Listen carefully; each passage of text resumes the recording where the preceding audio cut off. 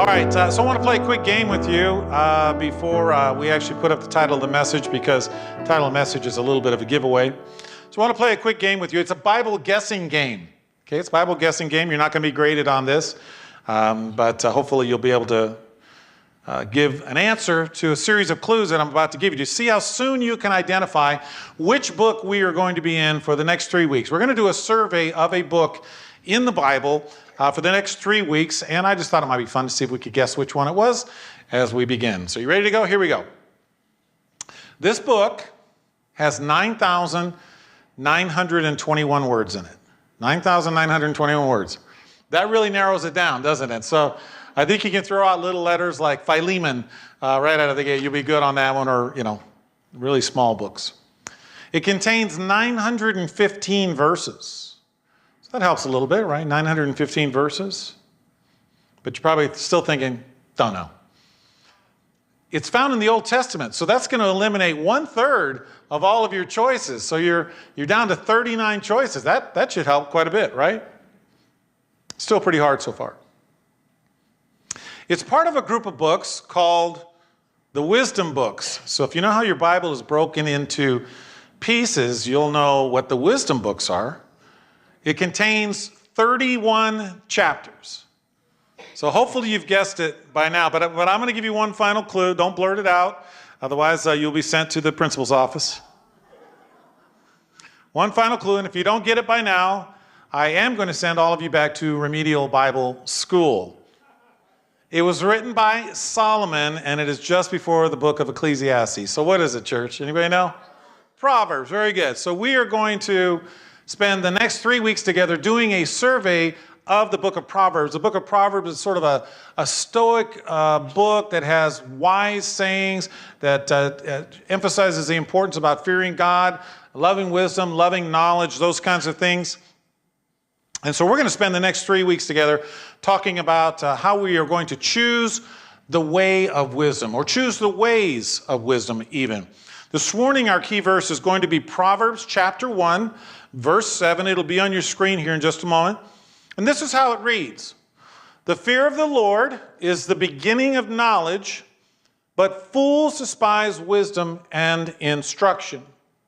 So let me begin with this story. An angel appears at a faculty meeting and tells the dean that in return for his unselfish and exemplary behavior, the Lord will reward him with his choice of infinite wealth, or infinite wisdom, or infinite beauty. And without hesitating, the dean selects infinite wisdom. Done, says the angel, and disappears in a cloud of smoke with a bolt of lightning. Now all the heads in the room turn towards the dean, who is now sitting with a faint halo around his head of light. And at length, one of his colleagues, a little bit cautiously, whispers and says, say something. The dean looks at all of them and says, I should have taken the money. That seems to be the mindset of many today, isn't it? Rather than growing in wisdom, rather than growing in maturity, rather than growing in knowledge, rather than growing in the fear of the Lord, most opt for a life of leisure if they're given the choice, and if money allows for it. They're more interested in pleasure and doing those kinds of things. So in our series, I want to break Proverbs into 3 categories that really speak to the idea of what it means to obtain wisdom, or to act as a person with wisdom. Our first week is going to be entitled The Character of a Wise Person. The second one is The Relationships of a Wise Person. And then finally, The Words of a Wise Person. And I'm going to use several passages from Proverbs to illustrate exactly each one of these characteristics as we go along the way. So if you do have a Bible, or if you're on your smartphone, you'll have to be flipping around pretty quickly, but the scriptures will be on the screen. All right, so let's begin. So the word character, we use that word a lot, don't we? It actually comes from a Greek word which means mark, or distinctive quality, or to sharpen, or to cut in furrows, or to engrave. So we have, for instance, letters of the alphabet that are characters. We have numerical characters. And we can even argue today that in modernity, the emojis that we use in our various text messaging are types of characters. And each of these marks have distinctive qualities. In other words, when we see that type of engraving or that type of mark, we know exactly what that character means or that character stands for. And that is true of our lives as well. Each of us is a character. Shakespeare's well-known speech, All the World's a Stage, says this, tells us that each of us are only actors upon life's stage. But that's not the truth. We are not actors. We are characters. We are unique. Some of us are more of a character, I suppose, than others, and you know who you are. But we are unique. Our life, our personal life is a character, a mark of who we are. And so in the book of Proverbs, it spends endless verses telling of the differences between the righteous man or the righteous man's character and the unrighteous man's character or the wayward character. And there's clearly a sense in Proverbs that there are two paths that can be chosen as relates to our character. Only two characters possible for each one of us. Now, I could use our time simply telling you about all the bad stuff of Proverbs that you're not supposed to be, okay? But that would be kind of a downer. So we're going to stick with the things that are positive about what good character looks like. And so what we find very early in Proverbs about the person who is wise in their character, in their marking, in their distinctives, are a few things. And the first one is this. The wise man or person is teachable. The wise man is teachable. Proverbs 18:15 says, the heart of the discerning acquires knowledge. In other words, we should be seeking knowledge. For the ears of the wise seek it out. Proverbs 19:20 says, listen to advice and accept discipline, and at the end, you will be counted among the wise. So not only are they teachable, but they continue to want to be teachable. It's not a plateau that the wise person hits. Proverbs 9:9 says, instruct the wise, and they will be wiser still. Teach the righteous, and they will add to their learning. So there should be a sense that we want to have knowledge. There's a story told about a proud young man who came across Socrates, and he was wanting to ask Socrates for knowledge.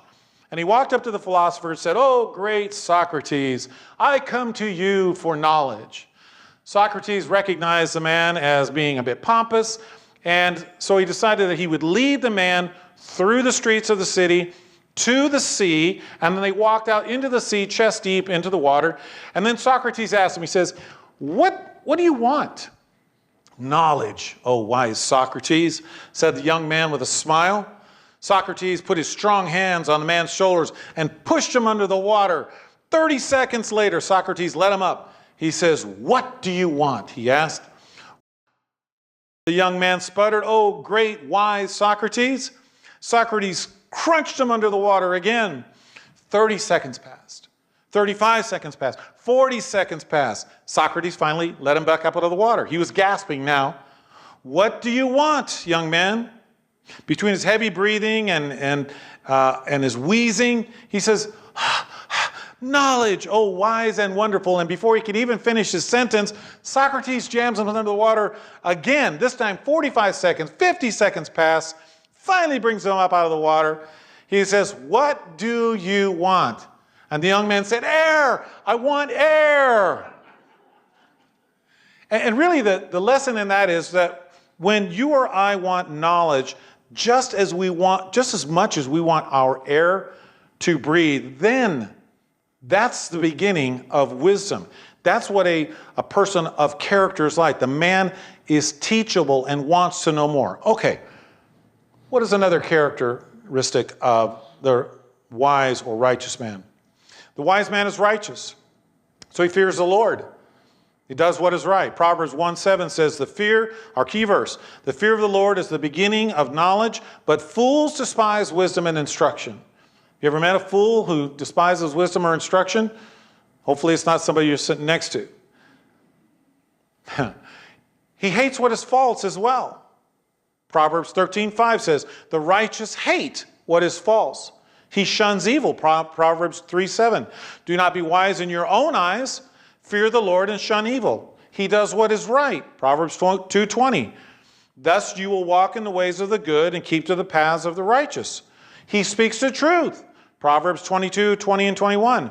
Have I not written 30 sayings for you, sayings of counsel and knowledge, teaching you to be honest and to speak the truth, so that you will bring back truthful reports to those you serve?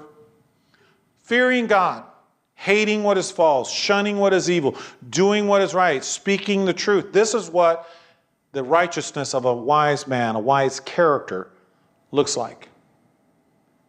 In the Antarctic summer of 1908 and 1909, Sir Ernest Shackleton and 3 companions attempted to travel to the South Pole for their winter quarters. They set off with 4 ponies to help them carry the load. Weeks later, their ponies dead, rations all but exhausted. They turned back towards their base, toward their goal, and yet they had not accomplished what they set out to do.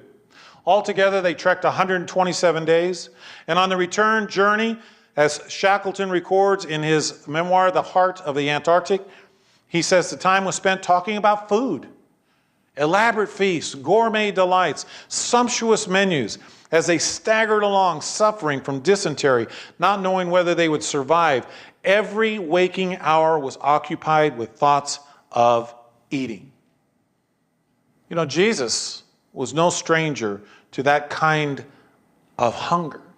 And I think it's part of the reason that he said in the Beatitudes, blessed are those who hunger and thirst for righteousness.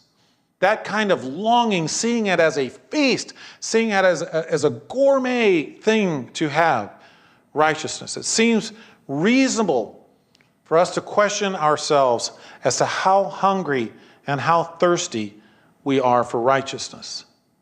So the wise man is teachable. The wise man is righteous. The wise man is also humble. The wise man is humble. Proverbs 15:33 says, wisdom's instruction is to fear the Lord, and humility comes before honor.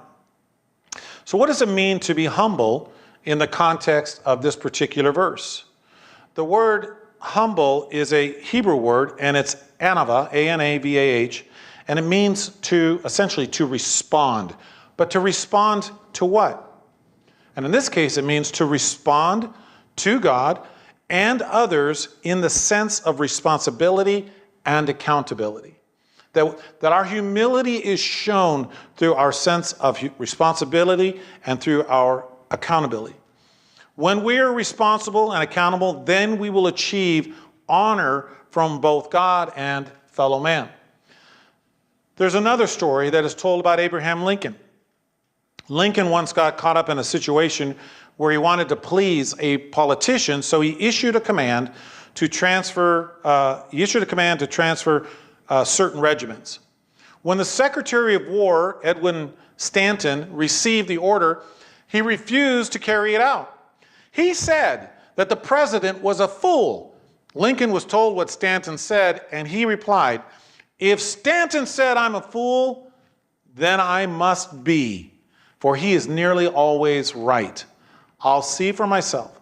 As the 2 men talked, the president quickly realized that his decision was a serious mistake, and without hesitation, he withdrew it.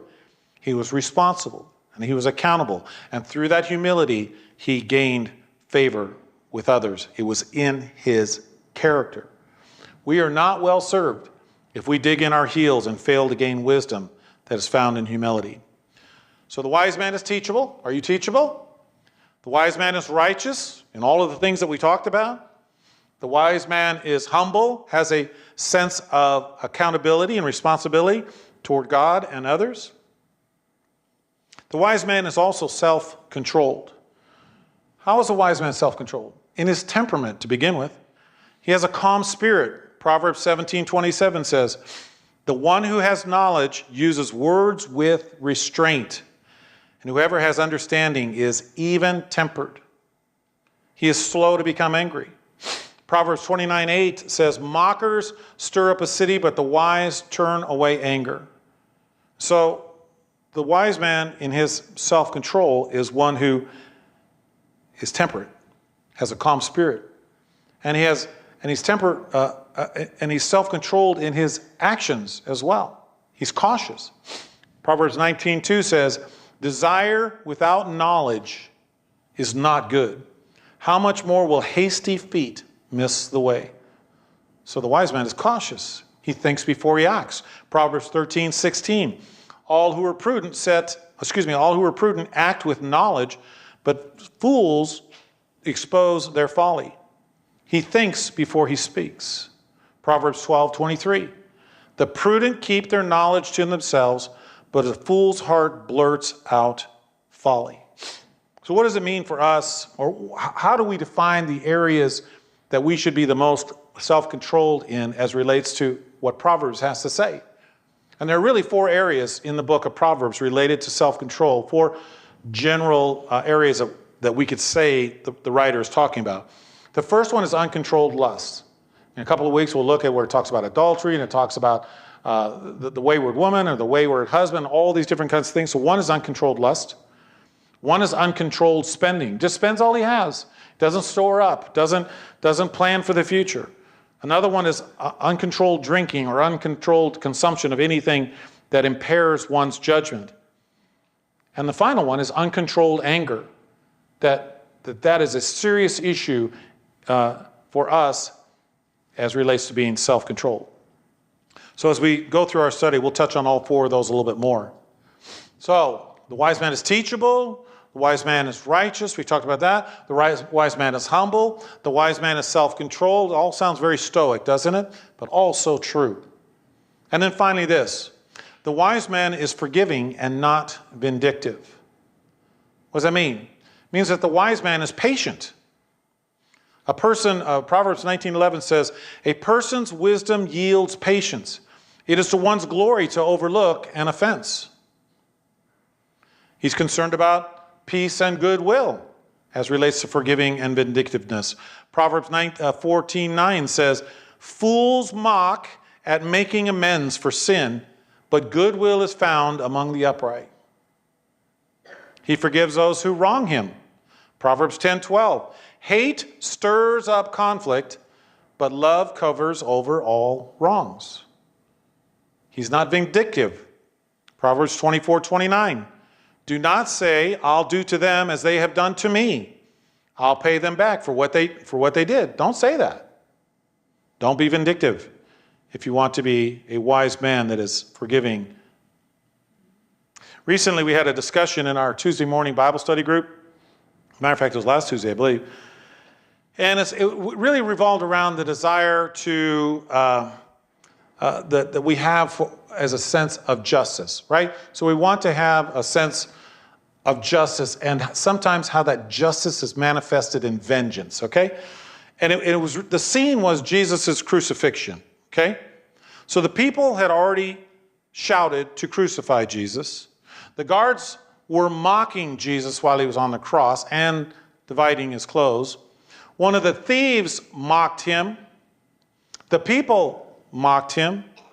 And we discussed in that study how much we too have some sense of twisted joy in seeing justice meted out to people. In other words, that we want to get, as my mother used to say, we want to get our own pound of flesh. We have that vengeful spirit in addition to the spirit of just manifesting justice, if you will. And we were left wondering, why are we like this? What is it about our nature that is like it? Well, that's the nature that Proverbs is talking about when we're talking about trying not to be vindictive, is to push back against that, to offer grace and to offer mercy. We're to be forgiving and not vindictive. In the movie The Gladiator, that's a favorite of mine, Russell Crowe's character refuses to finish off a man who was sent to kill him in a Roman arena. You may recall the scene very, very near the end of the movie where Russell Crowe's character has to go up against one of these sort of retired gladiators, I guess himself, and Russell Crowe gets the upper hand on him. And remember, the crowd cheers to go ahead and kill him. And remember, Caesar, it's thumbs up or thumbs down. So Caesar says, kill him. The gladiator doesn't do it because he's not vindictive. So it was his character, which is what we're talking about, that stopped the gladiator from going further. So for us, there is a certain stoicism found in the description of Proverbs regarding character. And if we want to be one, man or woman, we have to realize that the wise man is teachable, that the wise man is righteous, the wise man is humble, the wise man is self-controlled, and the wise man is forgiving and not vindictive. Wisdom teaches us these things. It's 9,921 words, 915 verses, 31 chapters, all filled with wise words to live by that want to make a mark on our lives so our character is as close as it can possibly be to God our Father and the Lord Jesus Christ. Let's pray together.